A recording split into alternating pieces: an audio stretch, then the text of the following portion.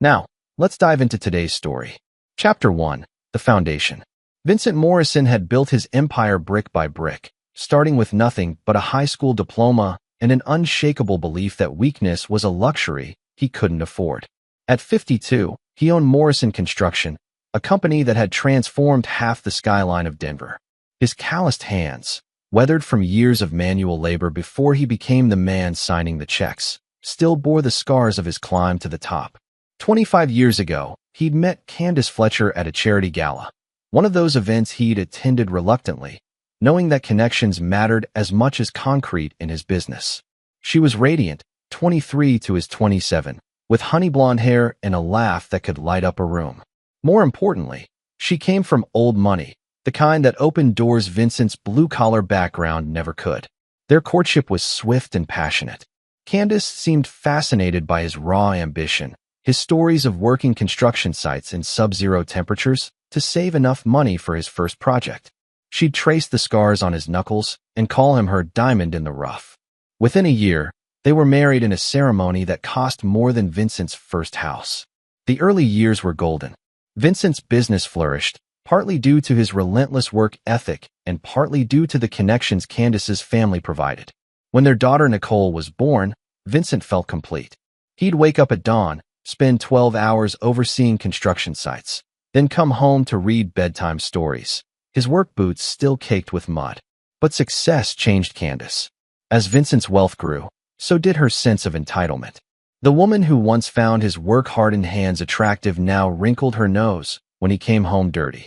She began spending more time at country clubs and spa retreats, surrounding herself with people who'd never worked a day in their lives. "You're embarrassing me, Vince," she'd hiss after social events. "Mr. Ashford's wife was mortified when you started talking about concrete tensile strength at dinner. Can't you just blend in?" Vincent tried, for Nicole's sake.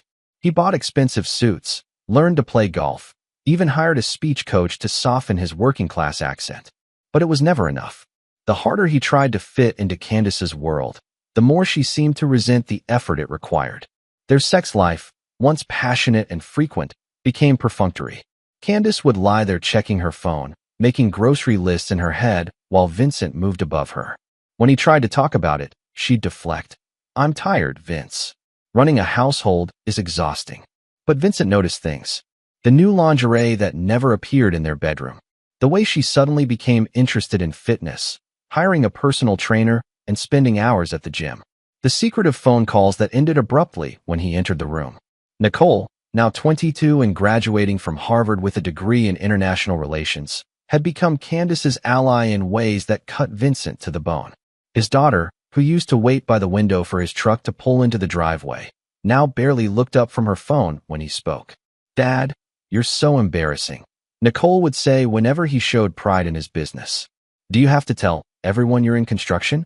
Can't you just say you're in development?" The final blow had come 3 months ago, during a family dinner at the country club. Vincent had been telling a story about a particularly challenging build when Nicole interrupted. "God, Dad, nobody cares about your blue-collar war stories. This isn't a construction site." The words were said with the same dismissive tone Candace used, and Vincent realized his own daughter had learned to be ashamed of him. That night, Vincent made a decision that would have far-reaching consequences. He installed discreet surveillance equipment throughout their Aspen mansion, not because he suspected anything specific, but because 25 years in business had taught him that knowledge was power, and power was the only thing that mattered when everything else failed. The camera feeds, accessible through an app on his phone, revealed a truth that shattered the last vestiges of the man who'd once believed in second chances. Chapter 2. The Discovery. Vincent was reviewing construction reports in his downtown office when the notification chimed on his phone. Motion detected in the master bedroom at 2:17 p.m. Candace was supposed to be at her book club, and Nicole was at Harvard. He almost dismissed it, probably just the cleaning lady. But something made him open the app. The feed showed Candace in their bedroom, but she wasn't alone. Derek Mills, the head athletic trainer at the country club, was kissing her with the kind of passion Vincent hadn't seen from his wife in years. Vincent recognized Derek immediately, 38 years old, divorced, with the kind of lean muscle that came from a lifetime of sports rather than manual labor. Vincent's coffee mug shattered against the office wall as he watched his wife of 24 years arch her back under another man's touch. But it wasn't just the physical betrayal that destroyed him. It was the way Candace laughed, the way she looked at Derek with genuine desire, the way she whispered things Vincent couldn't hear but could read in her expression. He saved the video file and continued watching the feeds over the following weeks.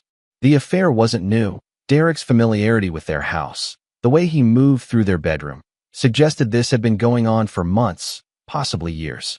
But the real devastation came when he discovered Nicole's role in the deception. She's at some boring business dinner, he heard Nicole tell Derek during one of their encounters. Dad thinks he's so important with his construction company. Mom deserves better than some wannabe who got lucky. Vincent listened to his daughter facilitate his wife's betrayal, providing alibis and cover stories. The girl he'd read bedtime stories to, whose Harvard tuition he'd paid without question, was actively working against him. The breaking point came when he overheard Candace and Derek discussing their future. After Nicole graduates, we'll make our move, Derek was saying. You'll get half of everything in the divorce, maybe more if we can prove he's been neglecting you emotionally. Candace laughed, that same musical sound that had once made Vincent's heart race. Vincent's so predictable. He'll probably grovel and beg me to come back. He doesn't understand that I've outgrown him. What about Morrison Construction? Derek asked. That company is half mine. I've been married to him for 24 years, suffered through his embarrassing behavior, his crude friends, his complete lack of sophistication. I deserve compensation for what I've endured. Vincent turned off the feed and sat in his office as Denver's skyline glittered beyond his windows. Buildings he'd constructed, deals he'd negotiated, an empire he'd built with his bare hands, and they saw it all as something they were entitled to take. But Candace and Derek had made a critical error. They'd underestimated exactly who they were dealing with. Vincent Morrison hadn't clawed his way out of poverty by being forgiving. He hadn't built a multi-million-dollar company by being understanding. And he certainly hadn't survived 25 years in the cutthroat world of construction by being the kind of man who rolled over when betrayed. They wanted to see what Vincent Morrison was really capable of. He'd be happy to show them. As he began planning, Vincent felt something cold and familiar settle in his chest, the same ruthless calculation that had driven him to success. Candace and Derek thought they knew him, thought he was just some working-class fool who'd gotten lucky. They were about to learn that the most dangerous men are those who've built everything from nothing and have absolutely nothing left to lose. Chapter 3: The Graduation Gambit. The text message arrived 3 days before Nicole's Harvard graduation.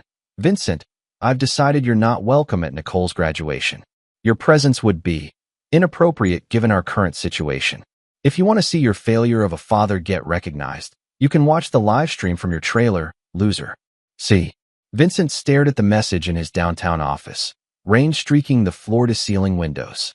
The casual cruelty of it, calling him a failure, referencing a trailer when they lived in a $6 million mansion he'd built, revealed just how little respect Candace had left for him. But it was the phrase, our current situation, that caught his attention. As far as Candace knew, Vincent was oblivious to her affair, which meant she was manufacturing drama, creating justification for whatever move she was planning. Vincent's phone buzzed with another message, this one from Nicole. Dad, maybe it's better if you don't come. Mom's really upset about things. I'll send you pictures. His own daughter, the child he'd carried on his shoulders through countless construction sites, who'd worn his hard hat like a crown when she was 5, was now actively excluding him from one of the most important days of her life. Vincent typed back to Candace, sure. Enjoy your big day. The response was deliberately underwhelming, designed to frustrate. Candace thrived on drama, on emotional reactions she could use to paint herself as the victim. She wanted him to fight, to plead, to give her ammunition for whatever narrative she was constructing. Instead, Vincent spent the next 2 days implementing phase 1 of his plan. Morrison Construction had connections throughout New England, subcontractors, suppliers, even security firms. With a few carefully placed calls, Vincent arranged for surveillance on the graduation ceremony. Not for himself, but for the intelligence he'd need later. He also made other preparations. Derek Mills, he'd learned, was more than just a trainer. The man was leveraged to his eyeballs, expensive divorce settlement, a gambling problem he thought he'd hidden, and a luxury lifestyle funded entirely by credit. Derek was living off the promise of Candace's future divorce settlement, believing he'd hit the jackpot. On graduation morning, Vincent's phone started ringing at 6 a.m. Candace's name flashed on the screen again and again. He let it go to voicemail, instead watching the live feed from the graduation ceremony on his laptop. There was Candace in the audience, wearing the diamond necklace he'd bought for their 20th anniversary, her face tight with anxiety as she kept checking her phone. Derek sat beside her, looking uncomfortable in an ill-fitting suit. Nicole was somewhere in the sea of graduates, about to receive a degree Vincent had funded entirely. His phone buzzed with a text from Candace. "Pick up your damn phone." Then another. "Vincent, this is important." And another. "Something's happened. Call me." Vincent smiled coldly and closed his laptop. He had work to do. The something that had happened was already in motion. At exactly 7 a.m., Derek Mills had received a call from his bank informing him that his credit cards had been suspended pending a fraud investigation. By 8 a.m., his apartment building's management company, a firm that subcontracted through Morrison Construction, had served him with eviction papers for violation of his lease agreement. By 9 a.m., Derek's ex-wife had received an anonymous tip about hidden assets, complete with documentation of Derek's gambling debts and expensive purchases. Her lawyer was already filing motions to reopen their divorce settlement. But Vincent was just getting started. At 10 a.m., as Nicole walked across the graduation stage, Vincent was in a meeting with Patricia Donnelly, the wife of Denver's largest commercial real estate developer. Patricia, as it turned out, was very interested in the photos Vincent had of her husband Derek's recent activities. "I appreciate you bringing this to my attention, Vincent," Patricia said, her voice ice-cold as she reviewed the evidence. "Derek always was too clever for his own good. I believe my husband and I need to have a conversation about restructuring our business relationships." Vincent nodded. Derek Mills was about to discover that the construction industry was a very small world, and Vincent Morrison had a very long memory. By the time Candace's frantic calls finally stopped, Vincent had already set in motion a chain of events that would systematically destroy every aspect of Derek Mills' life. The graduation ceremony was just the beginning. That evening, Vincent opened a bottle of 25-year-old scotch, the same vintage he'd bought to celebrate his wedding, and toasted his own reflection in the window. "To new beginnings," he said aloud. His phone remained silent for the first time in months. Chapter 4. The Professional Ruin. Derek Mills woke up the Monday after graduation to find his world collapsing in systematic waves. His phone buzzed with a text from his supervisor at the country club. "Need to see you in my office." Immediately. By the time Derek arrived, still groggy and confused, the club's general manager, Robert Hayes, was sitting with a grim expression and a thick folder. "Derek, we've received some concerning information about your conduct with club members," Hayes began.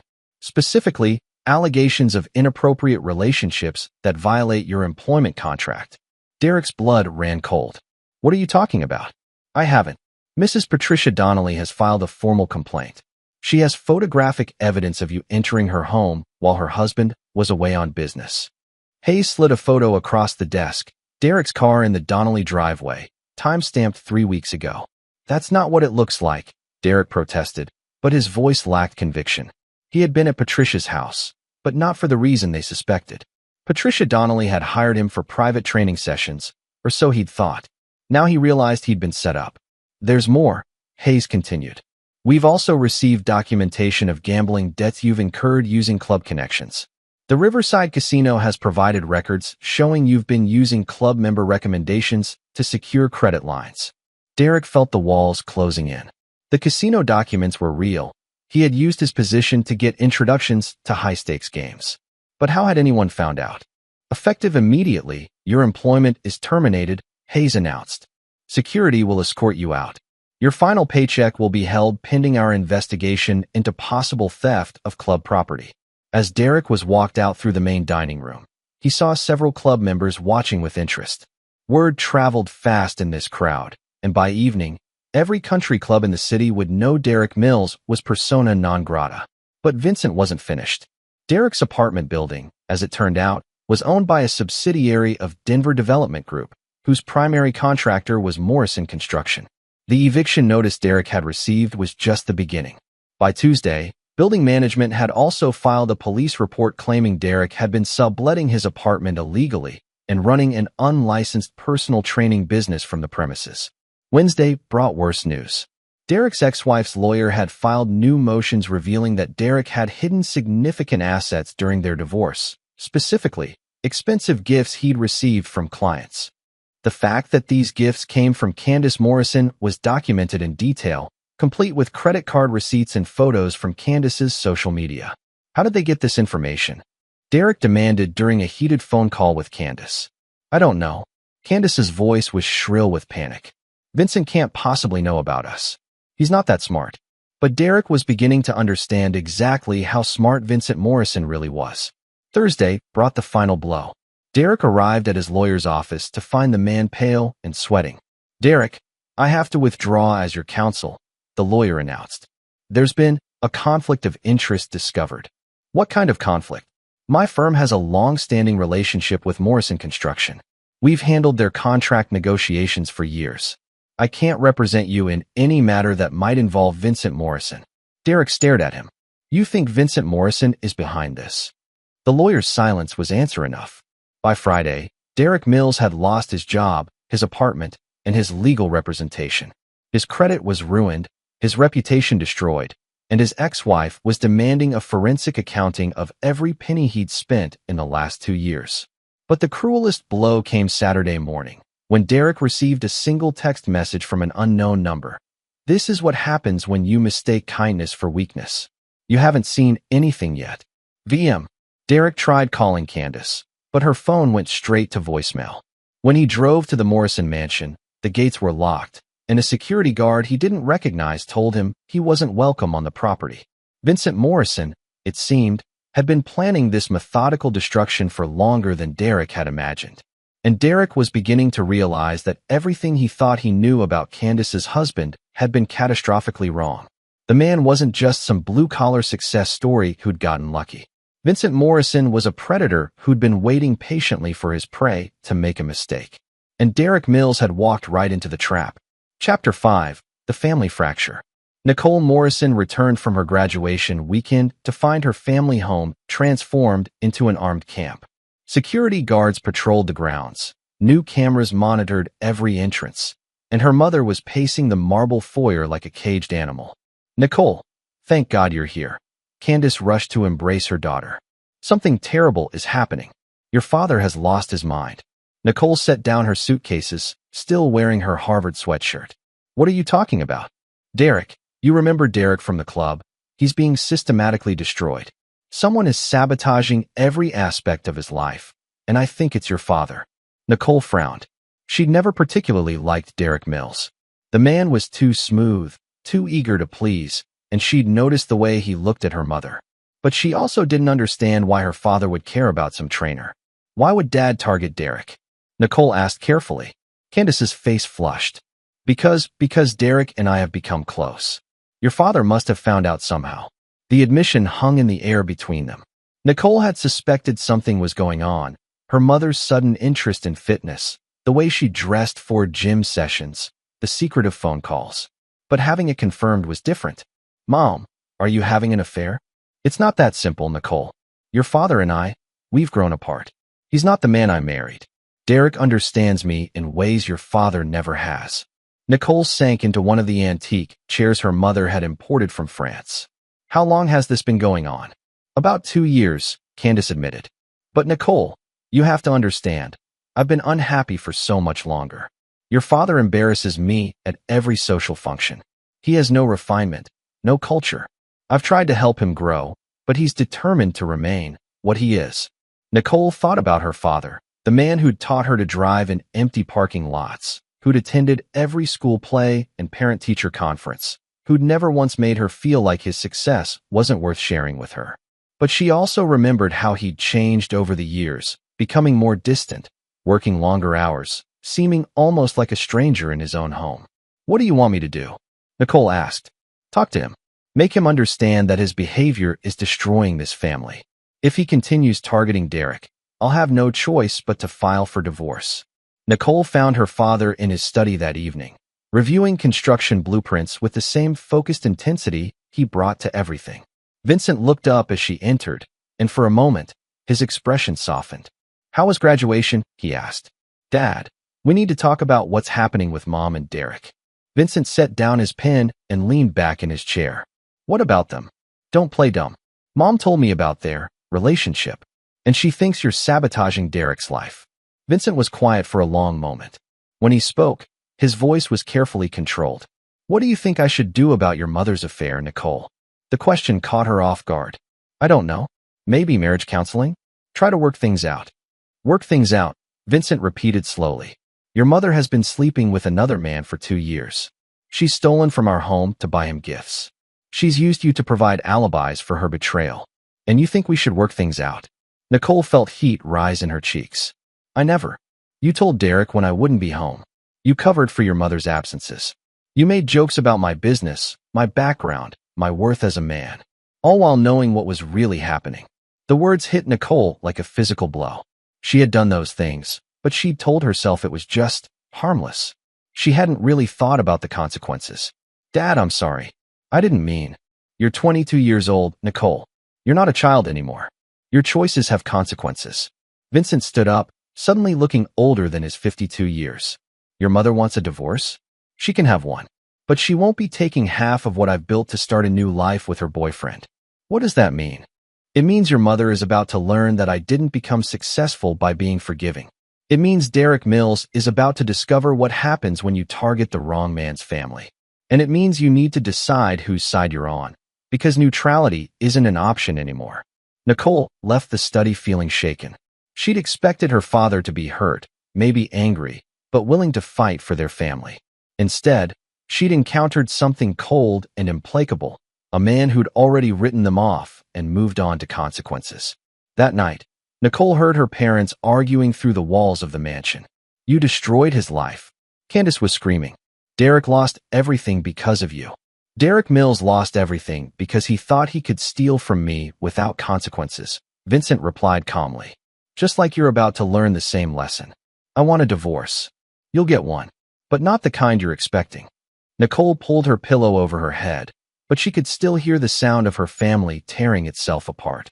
And for the first time, she began to wonder if she'd chosen the wrong side in a war she'd helped start. Chapter 6. The Legal Trap.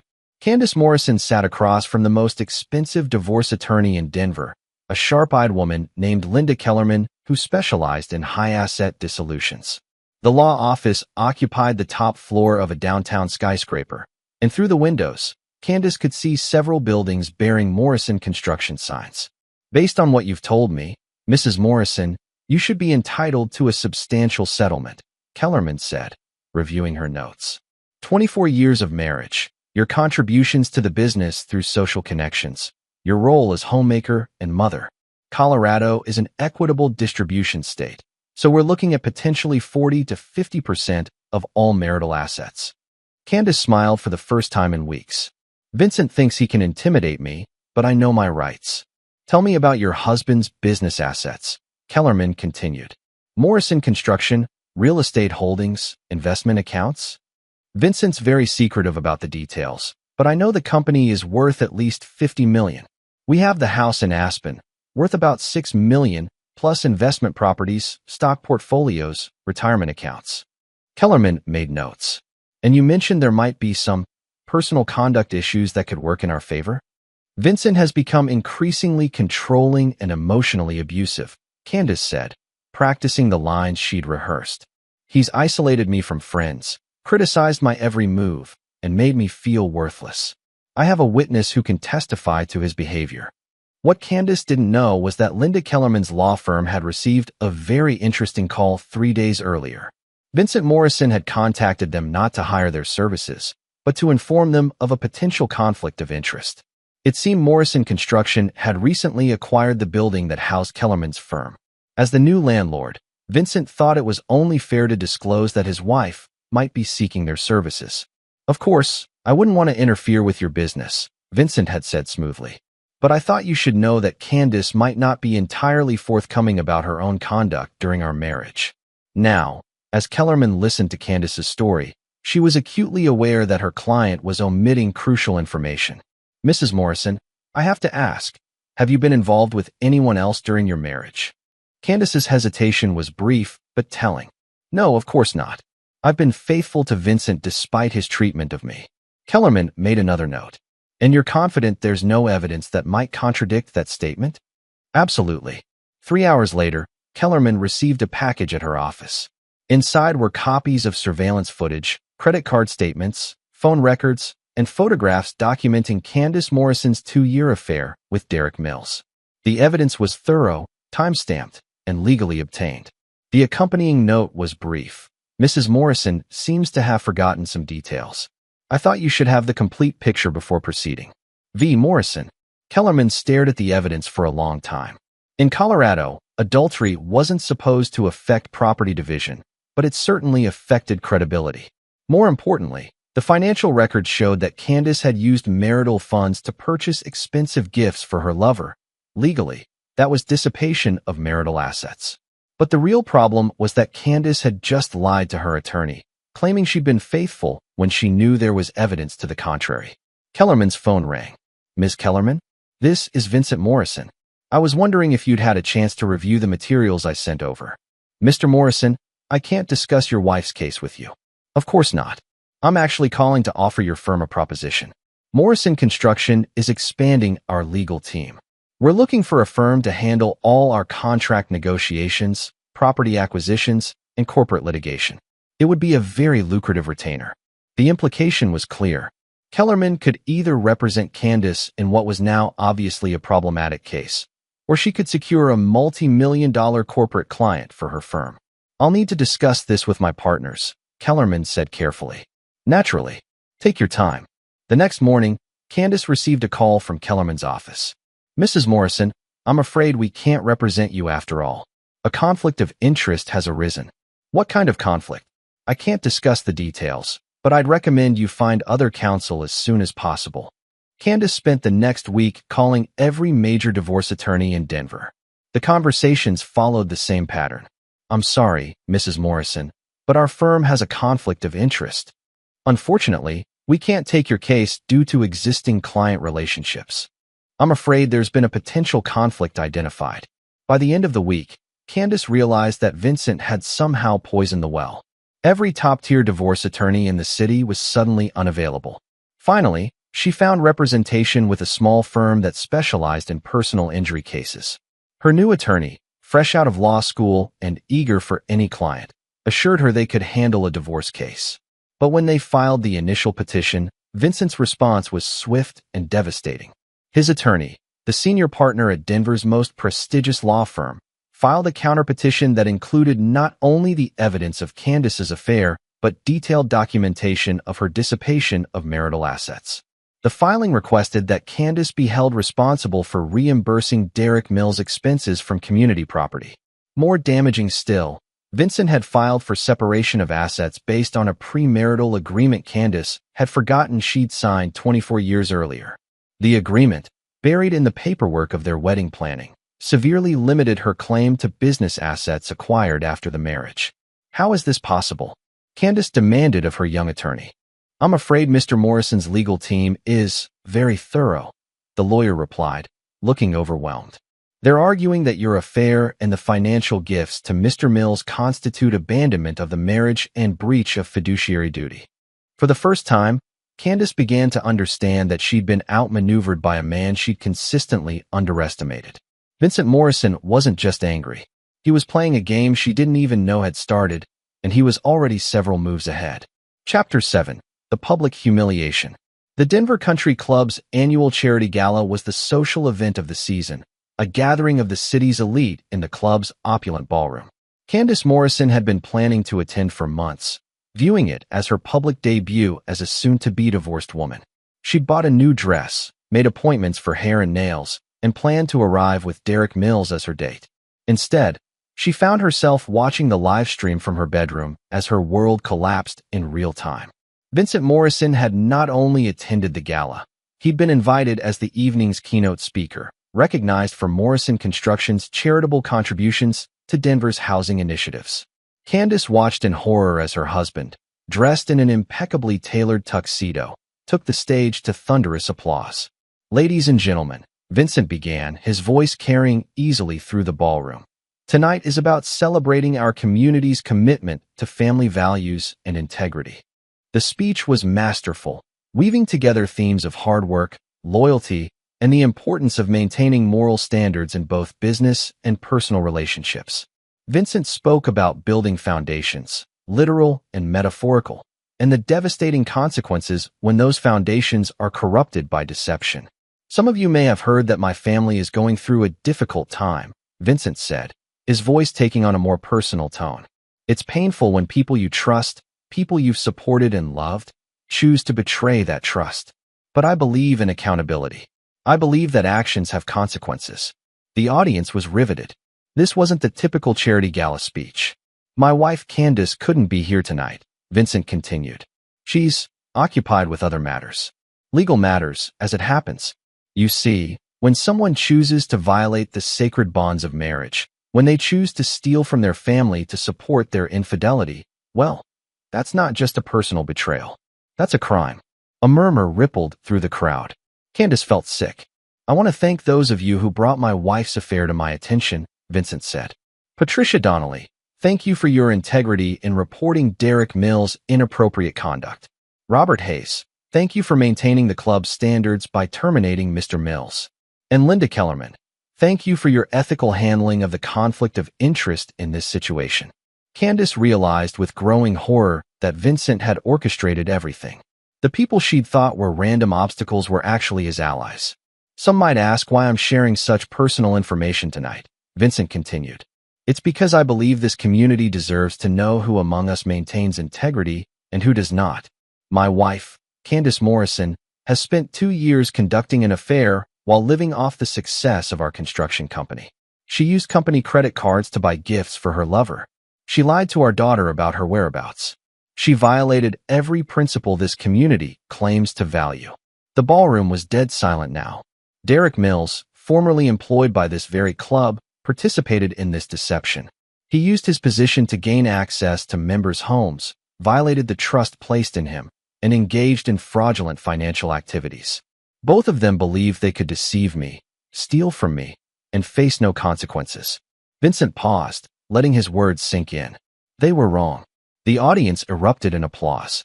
Candace watched through tears as Denver's social elite, people she'd considered friends, gave her husband a standing ovation for publicly destroying her reputation.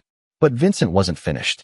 I want to announce tonight that Morrison Construction will be establishing the Family Integrity Foundation, dedicated to supporting the victims of adultery and financial fraud. We'll be providing legal assistance, counseling services, and emergency housing for those betrayed by unfaithful spouses. More applause. And I want to personally invite Derek Mills, who I understand is in the audience tonight, to be our first client. Derek, you look like you could use some emergency housing assistance. The cameras found Derek Mills sitting at a table near the back, his face ashen. He'd come to the gala hoping to network, to find some way to rebuild his reputation. Instead, he was being publicly destroyed in front of everyone who mattered in Denver society. Actually, Vincent continued, I believe Derek is about to need more than housing assistance. You see, my investigation into his conduct revealed some interesting information about tax evasion, fraud, and other criminal activities. Information I've shared with the appropriate authorities. Derek Mills stood up abruptly and headed for the exit, but the doors were blocked by men in suits who looked suspiciously like federal agents.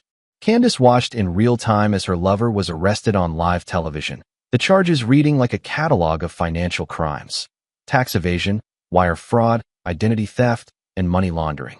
The final blow came when Vincent returned to the podium. One last announcement, he said.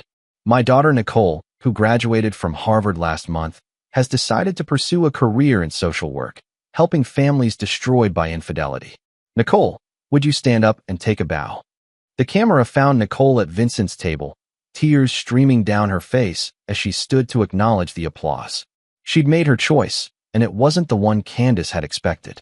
Nicole understands that loyalty isn't just a word. It's a choice we make every day. She's chosen to honor the family that raised her, educated her, and loved her unconditionally. As the gala ended, Candace sat alone in her bedroom, watching Denver's social elite congratulate her husband while she became a pariah. Her phone had been buzzing with texts all evening, but they weren't messages of support. Candace, I'm so sorry you're going through this, but I think it's best if you don't attend our book club anymore. Martha, the tennis tournament committee has decided to move in a different direction this year. Susan, I think some distance would be appropriate given the circumstances. Jessica, one by one, Candace was being erased from the social world she'd spent decades cultivating. Vincent hadn't just destroyed her legally and financially, he'd made her a social outcast. And the night was far from over. Chapter 8, The Final Stroke. Derek Mills sat in a federal holding cell, still wearing his tuxedo from the country club gala. The charges against him were serious. The FBI had discovered a complex web of identity theft and financial fraud spanning several years. Using his position at the country club, Derek had been stealing members' personal information and using it to secure fraudulent loans and credit lines. What Derek didn't know was that Vincent Morrison had been aware of these activities for months and had carefully documented every transaction while building an airtight case. Mr. Mills, the federal prosecutor said during Derek's arraignment, you're facing 47 counts of federal fraud. The evidence against you is overwhelming. However, there might be an opportunity for cooperation. Derek's court-appointed attorney leaned forward. What kind of cooperation? Vincent Morrison has provided us with evidence of additional criminal activity involving your associate, Candace Morrison. Financial fraud, money laundering, conspiracy. If you're willing to testify against Mrs. Morrison, we might be able to work out a deal. Derek stared at the prosecutor. Even now, locked up and facing decades in prison, Vincent Morrison was still manipulating events from the shadows. Meanwhile, Candace was discovering that her legal troubles were just beginning. The IRS had launched an investigation into her personal finances, specifically focusing on the expensive gifts she'd purchased for Derek. The agency claimed these constituted unreported income for Derek and potential tax fraud for Candace. Mrs. Morrison, her inexperienced attorney explained, the government is treating your gifts to Mr. Mills as a conspiracy to evade taxes. They're saying you helped him hide income. That's ridiculous. They were gifts. Gifts over the annual exclusion limit require reporting. Some of the items you purchased, the Rolex, the vacation package, the car payments, total over $200,000. The IRS wants to know why these weren't reported as gifts. Candace felt the walls closing in. She'd been so focused on hiding the affair that she'd never considered the legal implications of her spending. But Vincent's masterstroke was yet to come. 3 weeks after the gala, Candace received a visit from Nicole, who looked pale and shaken. Mom, we need to talk, Nicole said, sitting across from Candace in the mansion's formal living room. Nicole, thank God. I've been trying to reach you for weeks. I need you to understand. I understand perfectly, Nicole interrupted. Dad showed me everything. The surveillance footage, the financial records, the timeline of your affair. I understand that you used me to betray him. Candace felt something cold settle in her stomach. Nicole, you don't understand the whole situation. I understand that you spent my college fund on gifts for Derek Mills. The words hit Candace like a physical blow. What are you talking about? The Harvard tuition, Mom. Dad showed me the records. You took money from my education fund to buy Derek expensive gifts. Dad had to use business assets to cover my tuition because you'd stolen my college money. Candace's mind reeled. The education fund had been in her name, and she'd accessed it during the past 2 years when her personal spending had gotten out of control. She'd planned to replace the money before Nicole graduated, but you stole from your own daughter to fund your affair. Nicole continued, her voice breaking. Dad paid for my education twice because of your selfishness. Nicole, I was going to replace that money. With what? Your divorce settlement. Nicole stood up, her hands shaking. Do you know what Dad told me? He said he'd rather give you everything than let you think you'd won. But then he realized you'd just steal from other people, hurt other families. So he decided to make sure you'd never have the opportunity again. Candace looked at her daughter, really looked at her, and saw Vincent's cold determination reflected in Nicole's eyes. I'm testifying against you in the divorce proceedings, Nicole said quietly. About the stolen tuition money, about my role in covering for your affair, about everything. Dad says it's important that I take responsibility for my choices. Nicole, please. I chose to help you betray him, Mom. Now I'm choosing to make it right. Nicole moved toward the door, then paused. Dad offered to pay for law school if I wanted to continue my education. He said he believes in second chances for people who earn them. And what about me? Candace whispered. Don't I get a second chance? Nicole's expression was heartbreakingly sad. You had 24 years of chances, Mom. You chose to waste them. After Nicole left, Candace sat alone in the mansion that would soon be taken from her. Vincent had systematically destroyed her lover, turned their daughter against her, ruined her reputation, and ensured that she'd face criminal charges. But the cruelest blow was still to come. That evening, Candace found an envelope on her pillow. Inside was a single sheet of paper, a job application for a housekeeping position at a budget motel on the outskirts of Denver. At the bottom, in Vincent's handwriting, was a note. I thought you might need this. The owner is a friend of mine. He's willing to give you a chance, assuming you pass the background check. Consider it my final gift to the woman I once loved. V. Candace crumpled the paper, then smoothed it out again. Tomorrow, she would lose the house, the cars, the social standing, everything she'd taken for granted. Vincent Morrison had destroyed her life as methodically and completely as he'd built his construction empire, one carefully planned move at a time. And the most devastating part was that she was beginning to understand she deserved every bit of it. Chapter 9. The New Foundation. 6 months later, Vincent Morrison stood in his office, looking out at the Denver skyline he'd helped shape. The morning newspaper lay open on his desk, featuring a front-page story about Derek Mills' sentencing, 15 years in federal prison for fraud, identity theft, and conspiracy. Candace had received 5 years for her role in the scheme, though she'd ultimately avoided the worst charges by cooperating with prosecutors. She was currently serving her sentence at a minimum security facility, and according to Vincent's sources, had become a model prisoner, working in the prison library and teaching literacy classes. Vincent felt no satisfaction in her punishment. Candace had made her choices, and consequences had followed. That was simply how the world worked. A knock on his door interrupted his thoughts. Come in. Nicole entered, wearing a business suit and carrying a briefcase. At 23, she'd grown into a formidable woman, her Harvard education supplemented by a year of working in victim advocacy. The Family Integrity Foundation Board meeting is in an hour, she said, setting files on his desk. We've received applications from 47 families this month. Vincent nodded. The foundation had become his primary focus outside of Morrison Construction, providing legal and financial assistance to families destroyed by infidelity and fraud. Nicole served as its executive director, a role that seemed to suit her natural intelligence and newly developed sense of justice. Any interesting cases? Vincent asked. There's a construction worker in Colorado Springs whose wife emptied their retirement accounts to support her gambling addiction and boyfriend. Another case involves a teacher whose husband used their children's college funds to invest in his brother's failing business. Vincent reviewed the files. Each case was different, but the underlying theme was always the same. Trust betrayed, foundations shattered, families destroyed by selfishness and deception. Approve them all, he said. Make sure they get the best legal representation available. Nicole smiled, something she'd been doing more frequently in recent months. The foundation has helped over 300 families so far. The success rate for favorable legal outcomes is 92%. Good. What about our scholarship program? 18 students from broken homes received full rides to college this year.